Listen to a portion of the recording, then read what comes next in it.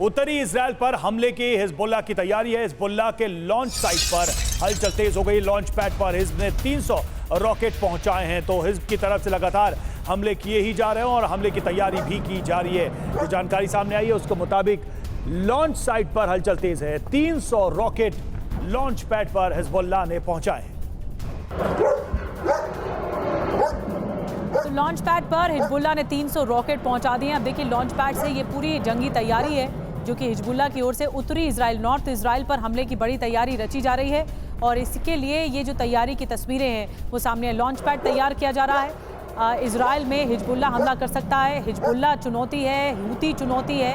Hamas पहले ही Israel के लिए एक बहुत बड़ी चुनौती है। तो ऐसे में ये सबसे बड़ा चैलेंज है कि हिजबुल्लाह को कैसे कंट्रोल किया जाए। अब इजराइल की रणनीति भी आ रही है लेकिन हिजबुल्लाह भी तैयार होकर बैठा है। और दक्षिणी लेबनान में हिजबुल्लाह की मिसाइल और रॉकेट लॉन्च साइट पर इस वक्त हलचल तेज है। माना जा रहा है कि हिजबुल्लाह इजराइल के खिलाफ प्रतिशोध का दूसरा चरण लॉन्च करने वाला है। सूत्रों के मुताबिक हिजबुल्लाह ने दक्षिणी लेबनान में 7 मिसाइलें लॉन्च साइट और 13 रॉकेट लॉन्च पैड को एक्टिव कर दिया है। 7 मिसाइल लॉन्च साइट पर 150 मिसाइलें पहुंचा दी गई हैं। वहीं रॉकेट लॉन्च पैड पर 300 से ज्यादा रॉकेट भेज दिए गए हैं। जो 150 मिसाइलें भेजी गई हैं उनके नाम फज्र 3 और फज्र 5 मिसाइल हैं और इसी के साथ 300 से ज्यादा कत्यूशा और फलक रॉकेट भी हमले के लिए भेजे गए। और एक और बड़ी खबर आपको बता दें कि इजराइल को 19 संगठनों ने इस वक्त घेर लिया है। इजराइल बॉर्डर पर ईरान समर्थित 19 संगठन Lebanon, West Bank, Gaza, Syria border पर एक्टिव हो चुके हैं। तो एक तरह से ये चक्रव्यूह में फंसाने की कोशिश है। 19 संगठन एक साथ घेर चुके हैं इजराइल बॉर्डर पर। और चलिए अब आपको बताते हैं कि ईरान के चक्रव्यूह में अभी इजराइल कैसे फंसा है और 19 संगठनों के ने इजराइल के बॉर्डर पर डेरा डाल रखा है।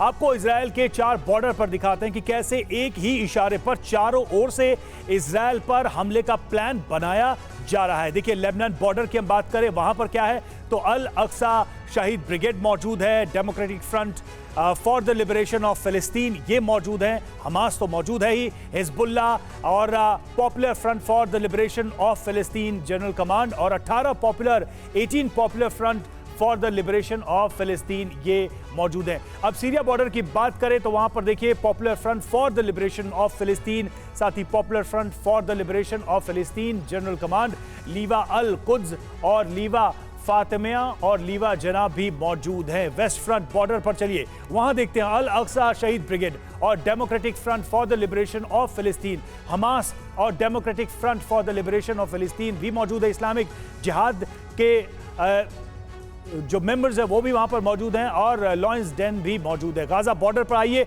तो वहां क्या है, वहां अल अक्सा शहीद ब्रिगेड एक्टिव है, अल कादिर अल हुसैनी ब्रिगेड एक्टिव है, democratic front for the liberation of फिलिस्तीन इनके मेंबर्स भी एक्टिव हैं, हमास है और इस्लामिक जिहाद भी है। फिलिस्तीनी मुजाहिदीन मूवमेंट के लोग भी मौजूद हैं और popular front for the liberation of Palestine general command और popular front for the liberation of फिलिस्तीन और पॉपुलर रेसिस्टेंस कमेटी भी मौजूद है। ये पूरा हमने आपको बताया कि किन किन प्रॉक्सीज के माध्यम से घेरेबंदी चल रही है।